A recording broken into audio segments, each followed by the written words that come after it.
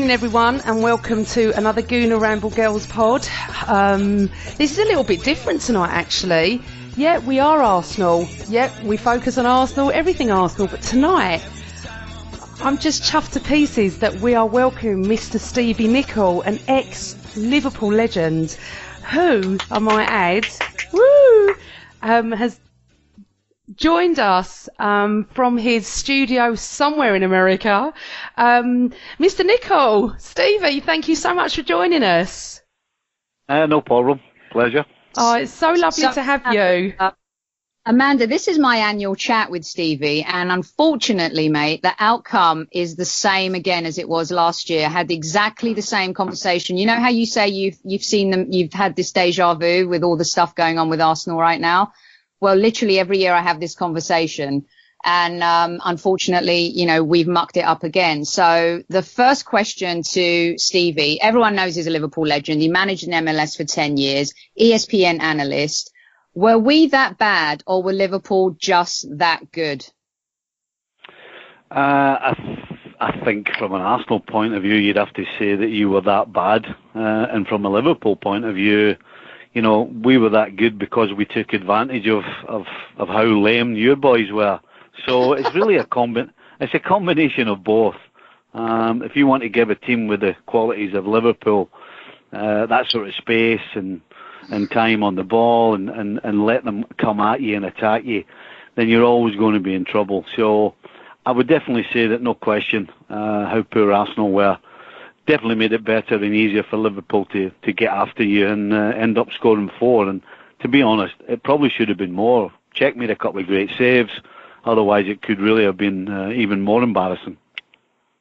You know, one of the things that we've been going back and forth on, and one of the questions that so many Arsenal fans have had on social media as well, Stevie, is if you knew that Ox wanted to leave, especially the fact that Liverpool was his first choice team to move to, why do you play him on Sunday? As an ex-manager and also an ex-player, having played with mates who want to leave a club, would you have done that as a manager? And what do you think of that as an ex-player? I would like to think that Arsene didn't know this before the game at the weekend, regardless of who the opposition were. If you have a player who openly is saying he doesn't want to be with you, then I don't see how you can play them. So I think you should give Arsene the benefit of the doubt. I don't think he knew that the Ox wanted to go to Liverpool particularly. He maybe had an idea that he wasn't quite happy, but I think the fact that he started him at the beginning of this season is hoping that he's sending a message to the Ox that, you know, he wants him in his team. So I would suggest that Arsene had no idea that Liverpool was the team the Ox wanted to go to. That became counterproductive, though, don't you think? That there's no way a manager of Arsene Wenger's ilk and a club like Arsenal don't know that a player like that, who hadn't signed his contract, he already turned down 180k a week, seems to me as a manager, with all those rumblings and things going on, that you would sit a player like that. He had no problem benching Sanchez against you guys at Anfield last season. So why not take that stance? He didn't even put the effort in. It was kind of horrible to watch. You know, it's kind of strange that, you know, usually at a football club, every now and again there may be somebody who wants away. If you think about it at Arsenal, year after year, there's somebody or more than one player wanting away. When you think of Van Persie, you think of the fullbacks Gibbs and Sanya, you think of the Ox now. You've got Ozil, you've got Sanchez. I mean, it kind of seems to be the norm at Arsenal at the moment that everybody seems to end up being unhappy and make it known they want away. So it's probably nothing new for Arsene Wenger. Maybe he just chose not to hear the rumblings. But again, it's a strange situation when there's one club, particularly a club the size of Arsenal and the prestige that they have and carry, that there are so many players that want to leave. So, Stevie, I was at the game on Sunday. I was in Liverpool for the weekend because I absolutely love the place. And I had this argument with 3 of my friends about Scouse friends about not playing the Ox, because as far as I was concerned, I'd heard rumours weeks and months ago that he was going to leave and go to Liverpool. You do not, in my eyes, Stevie, and you are an ex-professional and I'm not, you do not play a player that had turned down that money on Saturday, put him in the team on Sunday. I watched him. He wasn't great. Saying that, none of them were great, to be honest, as we know. How would you have felt if you'd have played in a team where you knew a player was off? You know, and you'd played that badly. Do you know, it's an unusual situation to find a player playing against a team who supposedly wants to go and play for. I would think a natural professional reaction would be to go out and do as well as you can to try and impress the team that you want to go to. So from that point of view, it doesn't make any sense to say that the Ox wasn't trying. Let's be honest, the Ox hasn't exactly lit any wins on fire over the last 2 or 3 seasons. He said his problems with injury. He certainly has potential, but I mean, could he turn out another Walcott? I mean, we're still talking about Walcott having potential. Is Ox going to turn out the same? Because there's no question he has ability, but he just can't seem to put it together. And certainly, he didn't put it together at Anfield at the weekend. And if anything, that sort of performance would put me off as the opposition coach of signing a player who played the way he did. Yeah, and to be fair to Walcott, Stevie, I think he's scored 40-odd goals more than the Ox and gets a much tougher time from not only Arsenal fans, but the media as well. And I think something Amanda and I were talking about before we came on was the Coutinho situation. And seeing as we're on the subject of players who aren't particularly happy at their clubs, you know, the way Jurgen Klopp has managed the Coutinho situation versus the way Wenger has managed the Sanchez situation is night and day. You know, it's almost like you feel Jurgen Klopp has told his players, you know what, we don't need him. If he stays, he stays. If he goes, he goes. And he's almost lifted them up and kind of made them feel like, you know what, we can do this. We're a team. It's not just one player. Is that what you see in terms of how both managers have, one's managed it well and the other has mismanaged the Sanchez situation, especially kind of when you see his behaviour and his body language after the game? I couldn't agree with you more. There seems to have been a cloud hanging over Arsenal with the Sanchez and the Ozil situation, whereas at Liverpool it's been a straightforward, we're not interested, and as you said, Klopp has this sort of attitude of, look, if he's here, then great, and if he's not, he's not, and we deal with what we have. And that definitely siphons its way through to the dressing room. So I think that would be the best way to describe it. No question, there's been a cloud hanging over Arsenal, and even though the Coutinho situation has been going on, there isn't any cloud. There's only sunshine as far as Klopp's concerned, and that transmits to the players. Stevie, I agree with you on the Ox. I personally think, and not many Arsenal fans are with me on this, I don't think Wenger's played him in the right position. I don't think he's nurtured him. I don't think he's directed him. I think Klopp will. I could be proven wrong, but I'm telling you, many Arsenal fans are thrilled with £35 million for him. Good money. It is definitely good. You know what? Transfer fees are so through the roof that I don't even think anything's normal anymore. So, yeah, Stevie, I'm just going to change it slightly. Yep. I've been to Liverpool. The first time I ever went to Liverpool was the 26th of May, 1989. Okay, I'm sure you. What happened then? The first time I ever went to Anfield, I was 19, nearly 20, and it is for me, the best match of my life. I was behind the goal. You know, I've interviewed Alan Smith. I've spoken to David Hillier, and we've now, Sophie and I, chatted with Lee Dixon last week. I would like to get it from your perspective. I've always wondered this, and a couple of my Liverpool mates have as well. Why didn't you just take Mickey Thomas out of the game? Well, the problem is when you're either sitting in the stand watching the game or you're sat in the house on the TV, things don't happen quite as quickly as they do on the field. Yeah. And in that particular instance, what happened between myself and Mickey, he's gone for a header. I'm half a yard behind him. He's gone for a header. He's completely missed it. So he's misjudged it. It's hit me in the face, gone back and hit him, and gone into his path. So all of that has happened in a split second. And so when you're sitting, as I said, in the stand, or you're sitting in the house watching the telly, you kind of automatically have all the answers. It just happened so quickly that, he was gone. Yeah. It wasn't even though I could have just grabbed him and brought him down. He was gone. And so that really is the point. Things happen so much quicker on the field than they do when you're actually sitting watching it. Stevie, yeah, I understand that. But do you remember a couple of minutes before he went through and he missed? No, I don't remember that. Okay, he did and he missed. And I looked at my dad and went, "No, that's it. We might as well go home." a lot I know about football. Yeah. So look, that's what Lee was saying, right? Lee was saying the referee told him it was over. Yeah. And he was actually really upset that the goalkeeper passed the ball to him. That's what he was telling us. But you guys gave us one of the best memories of our lives. Win or lose, I think no one will ever forget that. And luckily Lee Dixon. That's an absolute pleasure. I'm more than happy that we could deliver that to you. Stevie, look, we've been very Arsenal with you. One of my best mates has been a Copite for over 40 years. He's been to every European Cup final bar one. You are one of his heroes, and he wants to ask you a question, which I'm going to play to you now. Okay? Okay. Yep. Ladies, and good evening, Stevie Nicol. Not often you get to speak to someone who is a legend of my own team and someone who would get into my all-time Liverpool 11. So really, really nice to be able to pose a couple of questions for you.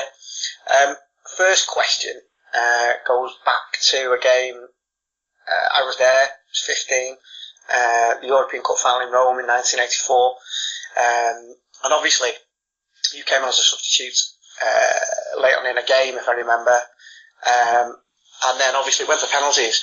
And what I'm wondering is, as a young player in that side that was full of experience and full of real old heads, players who've been there and done it, what was your mindset in putting your hand up and offering to take a penalty? And did you really think that Joe Fagan was going to go, yeah, go ahead then, step away and take it? Now, obviously, a bit bittersweet because you missed, and it was the first penalty, although we did go on to win, obviously. So, with Brucey and his wobbly legs, but such strong character to do that. And do you think that actually helped you in staking a real claim? Because you hadn't long been in the first team, probably a full season, maybe two, at that time. So yeah, I'm really intrigued about that because obviously being in the game, nobody expected you to be taking one, certainly not the first one. So because we were at the other end, when you walked away, I was like, "Well, Steve Nicol." Took some real guts and character. And the second question is, someone of my vintage, you played in some of the greatest Liverpool sides that we've ever seen, probably the greatest Liverpool side I've ever seen in that period under Kenny. But coming from a teammate, not only at club level and at international level, I'm just wondering what the transition was like from being a teammate into Kenny being your boss. Obviously, you'd have been quite close to him during his time as a player at Liverpool, as you were coming through as a young kid. No doubt, as the senior professional, he'll have been quite pivotal in making you feel at home with you both being Scottish and knowing each other from the international scene. I'm just wondering how difficult it was to transition from him to step away to being the boss. I mean, obviously, we won trophies, we won the double the year after he was made manager, and it came out of the blue, really, obviously, when Joe Fagan stepped down. So just checking I've always wondered what the dynamic was like between yourselves, especially the Scottish lads like Alan Hansen. I was going to say Graham Hughes, but you went, didn't you, so Alan Hansen and yourself, who would have been close friends. So yeah, just really intrigued. Oh, and by the way, don't let the girls get away with the fact that they're going to mention Anfield 89, no doubt. Don't let them get away without mentioning another Liverpool Arsenal game, and that's the one at Highbury, the opening game of 87, 88, where you scored the winner with an header from about 53 yards. So yeah, gets further out the more people talk about it, but I was there that day as well on a beautiful sunny day. John Barnes made his debut, so yeah, so that's that. Thank you. Who invited him? Who invited him? Unfortunately, he is my best mate. So, Stevie, the floor's yours. Right. Well, the cup final, we had put together a mock penalty shootout before we left to go for Rome. So the 5 designated penalty takers went up against the kids, basically the apprentices, and they beat us. And I was the only one that scored for us, so we got thrashed. So when the penalties came around, we knew who the 5 were that were going to take the penalties. But then there was a bit of a discussion going on about who would take the first one. Phil Neal was our best penalty taker, but we didn't really want him going first. And then it just kind of went on, and I just said, "Look, give me the ball, I'll take it," because I was always taking one anyway. I guess I was so young and naive at the time anyway that I wasn't thinking about the significance of whether it was better to take the first one or the last one or whatever. It was a penalty. I was taking one, so I went, right, here, I'm off. And everybody just said, okay, well, fair enough, on you go, and that was it. I was on my way. Okay, Wow. and what about the Doug Leash question? There was absolutely no change in our outlook with Kenny whatsoever. He kind of was like having a manager anyway. I mean, it was absolutely seamless. He called me up the day before it was announced to tell me that he was getting the manager's job. And, of course, there'd been so many wind-ups, particularly with him on me, that I thought it was another wind-up. And so I just said, right, okay, it's a wind-up. He said, look, I'm telling you, it's not. He said, you can call me anything you want now. He said, but as of tomorrow, I'm the gaffer. So I called him a few names, just to make sure, just in case. And that was it. But the way we responded to him, whether he was a player, whether he was a manager, was the same. It was almost as though he was a gaffer anyway. So when he took the reins officially, it made absolutely no difference to myself and anybody else who was actually at the club at the time. Such a legendary player, and he translated so well into management too, didn't he? Did you see that skill set in him at all, Stevie, when you were playing together? Did he have a different edge to everybody else? Well, he always wanted to be in charge. He always wanted to do things the way he wanted to. He always wanted things to be right. He always had an opinion. So, I mean, but when you're playing, you really don't think about these things. You know, you're too busy playing, and things change so quickly that you're kind of just getting on with the next game or the next training day or whatever. So, you know, players don't really. We don't walk around talking to each other going, oh, I think he might be a manager one day, or he might make a good coach. It just doesn't work that way. We don't think that way. Yeah. You know, Dave's questions about those European nights, and every time you watch a game and Liverpool are playing, you know, European nights are discussed, obviously, you know, for fair reason. It never hit me in terms of Arsenal not being in the Champions League than the day of the draw. Up until then, I was fine with it, and I thought I'd resigned myself to the fact that we weren't in it. But it really hurt. So for Liverpool fans, the draw must have been such a big deal. And to kind of be back in the Champions League was one of those moments where you think, wow, you know, we really are evolving. Klopp's doing a good job. We've come a long way since the Hodgson time and the Rodgers time. What shot do you give Liverpool in the Champions League this year, Stevie? Actually, the first thing I'd like to say is it's funny you should say that, because I kind of been the opposite to you, because we've kind of struggled. It's almost like we're not it was almost like I wasn't expecting it. You know, you're saying that you got all of a sudden when you saw the draw, you realised you weren't in it. Well, I was kind of the opposite. I'm like, hold on a minute, we're in it. And you look at all the other names, the legendary European names, and now we're back, seemingly being a part of that. So as a Liverpool fan, that kind of says, you know what, we're actually going forward. We're making steps here to getting back to at least challenging for not only the Premier League, but maybe frightening some of the other teams in Europe that might not might not look at us as a huge threat, but certainly probably don't want to play us. So it's funny you should come out with that, but no question, Liverpool are going in the right direction. And I think the Coutinho situation is, for Liverpool fans, absolutely enormous.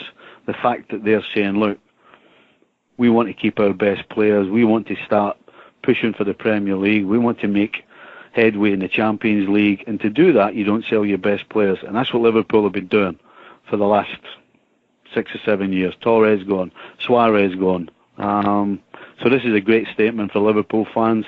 And at the moment, it's good to be a Liverpool fan because the club seems to be on the rise. Everybody loves Klopp. I think he's great as well. And so at the present time, everything's rosy in the garden. Stevie, I have a rival manager's crush on Klopp. All my Liverpool friends know this. All my Arsenal friends know this. I think, as Dave always says to me, he's got the Liverpool DNA. He gets the fans. It is a different way up there. But just swapping back to Arsenal, because everything you've just said about Liverpool on the up, I feel like Arsenal are on the down, to be honest, and that's not me being negative. Yep.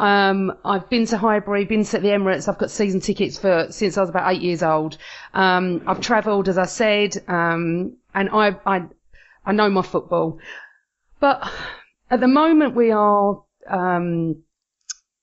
possibly losing Sanchez. This is recorded before the transfer window ends. For those people that are listening after, this is, unfortunately we are recording before. Talking about Arsenal, where do you think we will finish? And do you think there is a possibility we could win the Europa? Was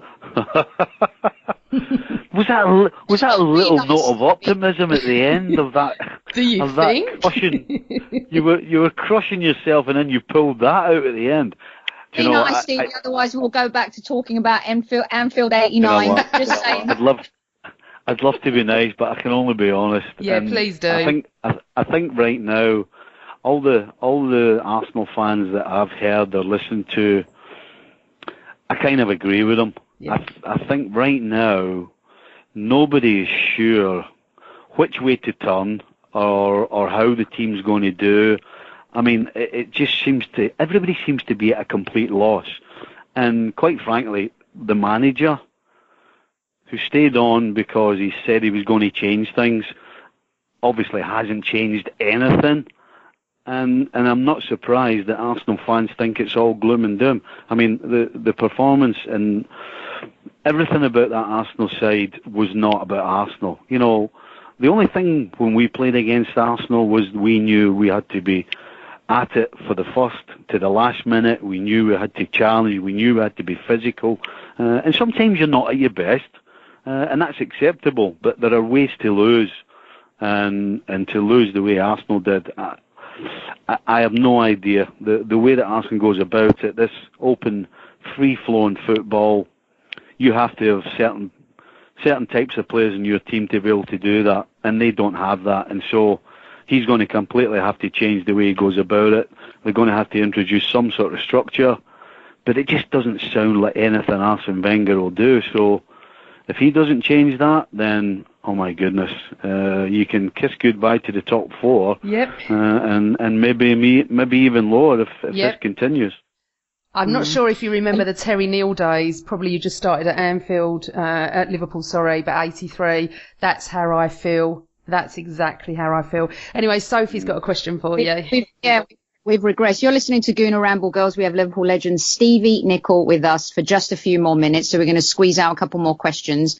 It's interesting you talking about Wenger, and I think one of the things Arsenal fans struggle with the most, Stevie, is that when he delivered, the kind of successful years that he had, it's so hard to criticize him, and it's really hard. It's like being mean about your granddad or something, And I think a lot of fans think because he's delivered those 3 FA Cups in the last 4 years that he should be given a chance to turn it around. My perspective is, yes, in the FA Cup though, we face Lincoln Cities and Hulls and Aston Villas, so teams that are easier to beat perhaps. But when we're faced with the best in the Premier League and the best in the Champions League, we just can't rise to the occasion.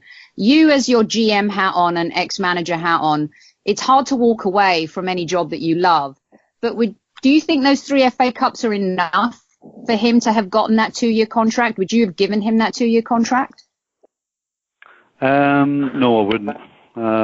Listen, if it had been 15, 20 years ago, then winning the FA Cup really meant something special. It doesn't have that anymore, and so it has become a kind of an afterthought after the Premier League and the Champions League. You know, at the end of the day, as a player, you're only as good as your last game, and as a player, or certainly at Liverpool, all the players knew that whether it was Paisley or Fagan or Dalglish, if you weren't performing on the field, you would get a certain amount of time, and if you didn't change, then you were either on your backside or on your way to another club. I think, unfortunately, at Arsenal right now, whoever's above Arsene isn't looking at it that way, because surely it should be about what happens on the field, and it doesn't seem to be that way. As a coach, I got the sack at New England Revolution because my team wasn't good, because we were losing games, and because they weren't performing well, and I accepted that. I just find it hard how Arsene can't see that things are just going from bad to worse. It certainly can't be enjoyable. It's not enjoyable when you're a coach and your team's poor and they're not winning. And it's been going on for so long that I really would have thought that Arsene at the end of last season would have said, you know what, it's just time for a change, because nobody's listening. And for what we've seen of the first, 3 games of the season, none of the players are listening anymore. So, you know what, he's like he's lost the dressing room, but he's getting rid of the dressing room, and we're not getting rid of the manager. You see, I'm under the illusion with you, Stevie, you know, if the players aren't... you talk about above Arsene. I don't think there is anyone above Arsene. I think he runs the club from top to bottom, if you ask me, and I've said this for quite a few years. But I know you have to rush off, so Soph, go on, shoot. Final question, and then we can give the book away when we'll let Stevie go off and do his job. But he's very kindly given us a copy of his book. It's bloody brilliant. It's 5 league titles and a packet of crisps, and we're going to give that away at the end of the show. But we'll get you out on this one, Stevie. Who's going to win the Premier League? I think Manchester City will win it. I think they've made a couple of good signings defensively. And Walker, and Mendy from Monaco, and that's really where their problems have been defensively. So, you know, if they can sort that out going forward, they've got so many weapons that I don't think there's any other team in the Premier League at their best can handle them. Certainly defensively, there are question marks over the majority of teams in the Premier League, and so when you've got the players that they have, for me it spells goals. So I'm definitely going to go with Manchester City. I don't think they'll run away with it, but I think they're favourites. Who rounds out that top 4 real quick before you go? Well, before the ball was kicked, I went for City, Chelsea, Spurs and Manchester United. So did I. But I'm not so sure about Spurs at Wembley, and you'll know better than them. The difference between playing at home and playing away from your home is huge. And I know Pochettino keeps saying that Wembley's got nothing to do with why they're not winning there, but it absolutely has. Listen, I'll tell you a wee story. When I went back to Liverpool at the start of last season when they opened the centenary stand, and I hadn't been on that field for maybe 10 years. As soon as I walked on that field before the game, there were so many things going through my head. I knew exactly where I was in relation to my goal, to the opposition goal, to the sidelines, to the centre of the field. There are so many things that are impregnated in that little computer in your brain that when you've played at home so many times, it's just that it's in your DNA. So when you go and play away from home, and I'm sure it happened to you guys when you left Highbury, you struggled to begin with, and that's a huge part. That's a huge part of the reason why, because it's foreign to your own players who are supposed to be at home.